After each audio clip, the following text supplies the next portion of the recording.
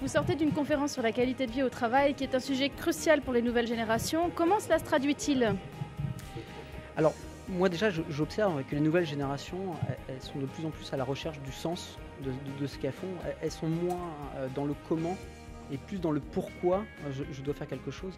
Et ils fonctionnent de plus en plus en fait en mode projet. Donc au-delà de la rémunération, qui peut être une source de motivation, c'est surtout l'appartenance en fait à un groupe, de faire une mission qui est intéressante.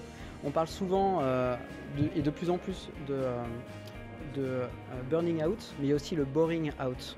C'est-à-dire de réussir à prendre du plaisir dans ce qu'on fait. Ça, c'est une première chose. Et la deuxième chose, à mon sens, c'est que c'est une génération qui fonctionne de plus en plus en réseau. Donc, ils ont une manière de travailler qui est complètement différente de ce qu'on pouvait faire, en tout cas à l'époque. C'est-à-dire que plutôt qu'aller faire une prospection dans le dur, eh bien, ils vont aller déjeuner le soir, le midi, faire un petit déjeuner le matin avec un ancien collègue, un copain, pour pouvoir développer leur business. Donc d'une certaine manière, ils demandent d'avoir en fait des horaires flexibles. C'est-à-dire de faire 9h, 18h, c'est moins leur truc. Ça ne les dérange pas d'arriver à 10h, de finir à 17h parce qu'ils ont un cours de tennis, mais recontinuer à travailler derrière pour aller déjeuner, pour aller dîner.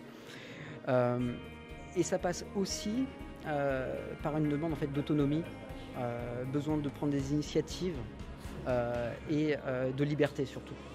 Donc je pense que pour les anciennes générations, même pour les sociétés aujourd'hui telles qu'elles sont structurées, c'est assez déroutant sur plein d'aspects, notamment cela, parce que c'est pas très cohérent. Le droit du travail n'est pas forcément non plus adapté.